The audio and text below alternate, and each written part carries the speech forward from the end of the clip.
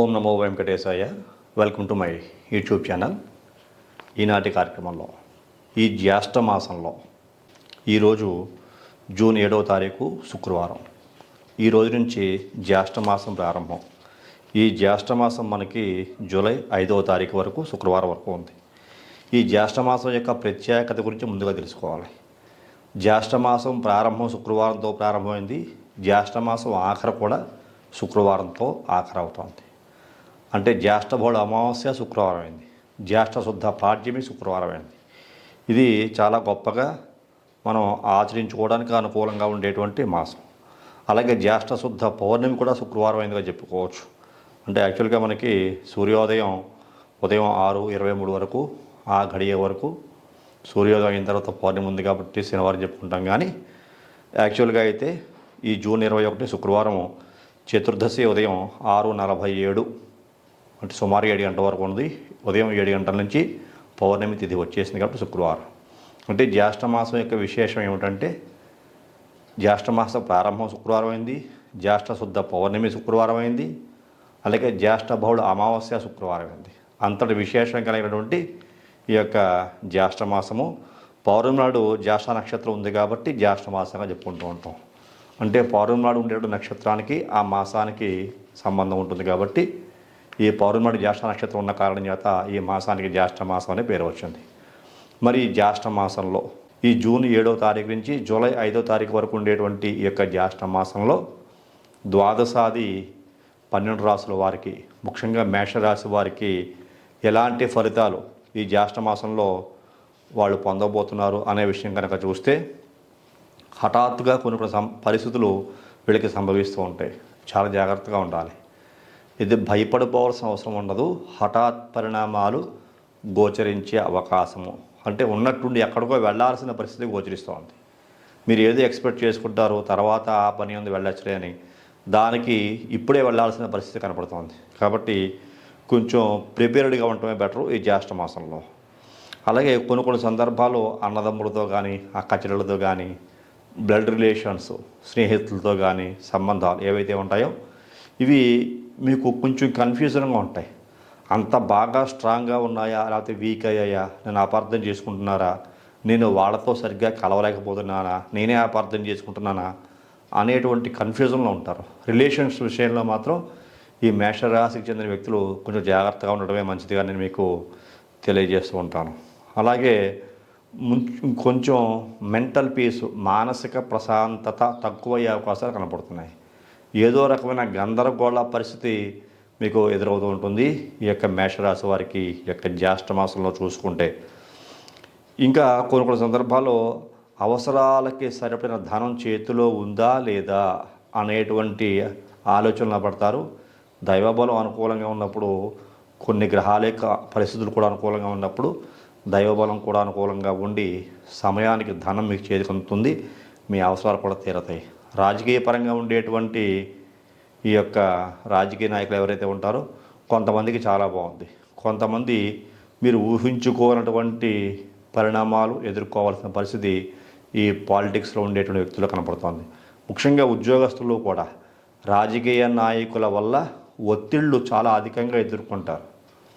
చాలా స్ట్రెస్కి లోనయ్యే అవకాశం కనబడుతోంది. కాబట్టి ఈ యొక్క మేషరాశికి చెందిన వ్యక్తులు ఈ యొక్క రాజకీయ పరంగా ఉండేటువంటి నాయకుల వల్ల, అలాగే ప్రభుత్వ సంబంధమైన పదవుల్లో ఉండేటువంటి వ్యక్తులు కొంచెం ఇబ్బందులే పడేటువంటి అవకాశం గోచరిస్తోందని చెప్పక తప్పదు. ఏది ఏమైనా చాలా జాగ్రత్తగా ఉండాలి. అందులోనూ ఈ యొక్క మేషరాశికి ఉండేటువంటి 3 నక్షత్రాలు అశ్విని, భరణి, కృత్తిక. ఈ నక్షత్రాల్లో అశ్విని నక్షత్రం వారి కనుక చూసుకుంటే కొద్దిగా జాగ్రత్తగా ఉండాలి. విషజంతు భయము, అందులోకి మనకి వర్షాకాలం కూడా ప్రారంభమైపోయిందని చెప్పుకోవచ్చు. కాబట్టి మీరు చేసేటువంటి పనులు, మీరు వెళ్ళేటువంటి చోట్ల పరిశుభ్రమైన వాతావరణం ఉందా లేదా అని జాగ్రత్తగా చూసుకోవాలి. అశ్విని నక్షత్రం వారు విషజంతువుల వలన ఏమైనా భయం ఉందేమో, తేలు వల్ల, జర్రుల వల్ల, లేకపోతే పాములు, విషకీటకాది భయం కనపడుతోంది. జాగ్రత్తగా ఉండాలి. ఏదైనా ఫారెస్ట్లో కనుక వెళ్తే కొంచెం జాగ్రత్తగా కూడా ఉండాలి. జంతువుల వల్ల అటాక్ అయ్యే అవకాశం కొద్దిగా గోచరిస్తోంది అలాంటి వృత్తుల్లో ఉండేటువంటి వ్యక్తుల్లో. ఈ మేషరాశికి అశ్విని నక్షత్రం ఉండేటువంటి వీళ్ళకి ప్రత్యేకించి. అలాగే కొన్ని వినకూడని మాటలు కూడా వింటూ ఉంటారు. అలాగే మీ మనసు ఏదో కొద్దిగా సరైన మార్గంలో వెళ్ళట్లేదు అని అందరికీ అనిపిస్తూ ఉంటుంది, అది మీకు కూడా అనిపిస్తూ ఉంటుంది. దాన్ని కంట్రోల్ చేసుకోవటం చాలా ఉత్తమం. కొన్ని సందర్భాల్లో మీ యొక్క ఆలోచన విధానంలో కూడా చాలా మార్పులు వస్తూ ఉంటాయి. బద్ధకము, అశ్రద్ధ మిమ్మల్ని ఆవహిస్తుంది. అశ్విని నక్షత్రం వాళ్ళని ప్రత్యేకించి ఇక జ్యేష్ఠ మాసంలో అది రాకుండా చూసుకోవాలి. అలాగే అనవసరంగా ఎవరి దగ్గర ఎలాంటి పదాలు, ఎలాంటి దూషణలు చేయకూడదు. దానివల్ల కూడా కొన్ని సమస్యలు ఎదుర్కోవాల్సినటువంటి పరిస్థితి ఈ మేషరాశులు, అశ్విని నక్షత్రం వారికి జ్యేష్ఠ మాసంలో ఉండబోతుందని చెప్పుకోవచ్చు. ఆరోగ్యపరంగా కూడా చాలా జాగ్రత్తగా ఉండాలి. హృదయ సంబంధమైన సమస్యలు కొద్దిగా గోచరిస్తున్న కారణం చేత ఆహార పానీయాల విషయంలో మీరు ఇంతకుముందు ఏదైనా మందులు కనుక తీసుకుంటూ ఉంటే, మెడిసిన్ వాడుతూ ఉంటే వాటి విషయంలో జాగ్రత్తలు ఉండండి. సరైన జాగ్రత్తలు పాటించి సరైన పద్ధతి ప్రకారంగా ఆ మెడిసిన్ వాడితే కనుక ఈ సమస్య నుంచి బయటపడే అవకాశము ఈ మేషరాశిలో ఉండేటువంటి అశ్విని నక్షత్రం వారికి జ్యేష్ఠ మాసంలో ఉండబోతోంది అని చెప్పుకోవచ్చు. తర్వాత మరి ఇదే మేషరాశిలో భరణి నక్షత్రం కూడా ఉంటుంది. ఈ భరణి నక్షత్ర జాతకులకి ఎలాంటి పరిస్థితులు ఎదురవబోతున్నాయి అంటే కనుక ముఖ్యంగా అధికారుల వల్ల అనేక రకాల సమస్యలు ఎదుర్కొనే వ్యక్తుల్లో ఈ భరణి నక్షత్రం వారు ముందు వరుసలో ఉన్నారని చెప్పుకోవచ్చు. కాబట్టి ఎంతైనా జాగ్రత్తగా ఉండాలి. అలాగే ఆయుధాల వల్ల భయం, ఎవరైనా ఏదైనా చేస్తారేమో, నాకు ఏదైనా అవుతుందేమో అనేటువంటి ఇన్సెక్యూరిటీ చాలా ఎక్కువగా ఉండే అవకాశం ఈ భరణి నక్షత్రం వాళ్ళలో కనపడుతోంది. నేను చేసుకునే పని సక్రమంగా చేసుకోలేనేమో, ఇంతకుముందు నేను ఇంప్లిమెంట్ చేసుకుని ప్రారంభం చేసిన పనులన్నీ కూడా ఇప్పుడు చెడిపోతాయేమో, పాడైపోతాయేమో, ఆ పనులను ముందుకు తీసుకెళ్ళలేక ఆర్థికంగాను నేను బాగా నష్టపోతానేమో, ప్రాపర్టీస్ విషయంలో బాగా నష్టపోవాల్సిన పరిస్థితి కనపడుతుందేమో అనే భయం కూడా ఈ యొక్క భరణి నక్షత్రం వారికి కనపడుతోంది. మనసు కొద్దిగా కఠినంగా ఉండే అవకాశం కనపడుతోంది. మీరు ఎంత సహృదయంగా ఉండే ప్రయత్నం చేస్తున్నా కూడా అలాంటి పరిస్థితులు ఎదురవుతున్న కారణం చేత కొంచెం కఠినంగానే ఉంటారు.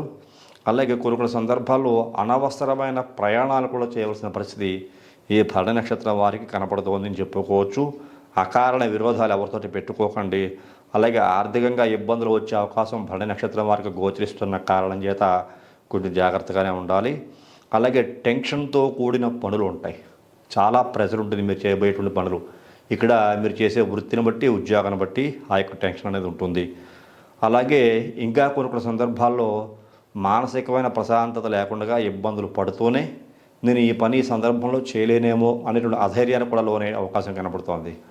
కాబట్టి ఎంతైనా జాగ్రత్తగా ఉండండి. శివారాధన చేసుకోవడం వల్ల ఇలాంటి సమస్యలు తగ్గుముఖం పడితే మేషరాశి వారికి, అశ్విని నక్షత్రం వారికైనా, భరణి నక్షత్రం వారికైనా, కృత్తిక నక్షత్రం వారికైనా. మరి కృత్తిక నక్షత్రం వారికి చూసుకుంటే ఏ విధంగా ఉంది అంటే కనుక ఈ మేషరాశిలో కృత్తిక నక్షత్రం వారికి బాగుంది అని చెప్పుకోవచ్చు.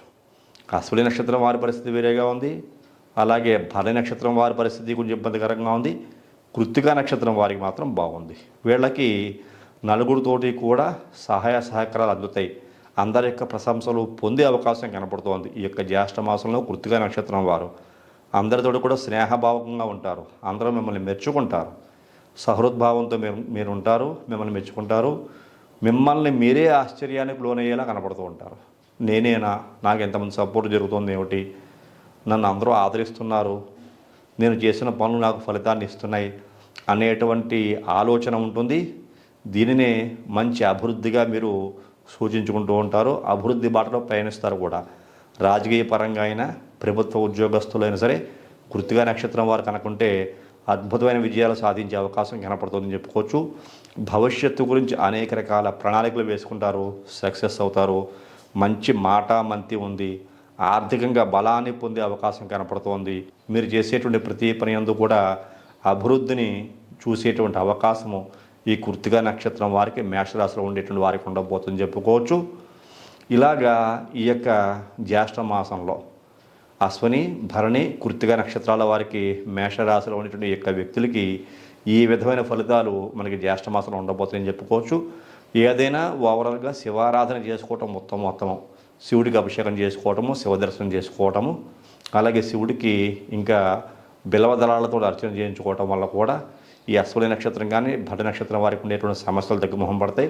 కృత్తిక నక్షత్రం వారు ఇలాంటి అభివృద్ధి కార్యక్రమాల్లో పాల్గొంటున్న అభివృద్ధిని సాధించలేకపోతున్నారు అంటే కనుక విష్ణు సహస్రనామ పారాయణ చేయటం కానీ, లేకపోతే విష్ణుమూర్తికి తులసిమాల సమర్పించడం వల్ల, వెంకటేశ్వర స్వామికి తులసిమాల సమర్పించడం వల్ల ఈ సమస్యలు తగ్గుముఖం బట్టి అద్భుతమైనటువంటి అభివృద్ధిని సూచించే అవకాశం ఈ మేషరాశి వారికి ఈ జ్యేష్ఠ మాసంలో ఉండకపోతుంది సుమా అని నేను మీకు తెలియజేస్తాను. ఇటువంటి సందర్భాల్లో కూడా కొంతమంది వ్యక్తులు ఇబ్బందులు పడుతూ ఉంటారు. అలాంటి ఇబ్బందులు పడుతున్నారంటే మీ వ్యక్తిగత జాతకంలో అనేక రకాల సమస్యలు మీకు గోచరిస్తున్నాయని అర్థం. అలాంటి వ్యక్తులు మీ పర్సనల్ హారోస్కోప్ అనాలిసిస్ చేయించుకోండి. మీలో ఎవరైనా సరే మీ పర్సనల్ హారోస్కోప్ నా ద్వారా అనాలిసిస్ చేయించుకోవాలి అనుకుంటే పక్కనే కనపడుతున్న నెంబర్కి ఫోన్ చేసి మీ డేట్ ఆఫ్ బర్త్ విషయాలు తెలియజేయండి. జాతక పరిశీలనకి రుసుము కూడా చెల్లించి జాతక పరిశీలన చేయించుకుని నేను కనుక ఏదైనా దోషాలకి పరిహారాలు తెలియజేస్తే అవి కూడా చేయించుకునే మంచి భవిష్యత్తు పొందవలసిందిగా ఈ కార్యక్రమం చూస్తున్న మీకు మరీ తెలియజేస్తున్నాను. అలాగే తదుపరి వచ్చే కార్యక్రమంలో మరిన్ని ఆసక్తికర విషయాలు తెలియజేసుకుందాం. అంతవరకు సెలవు. నమస్కారం.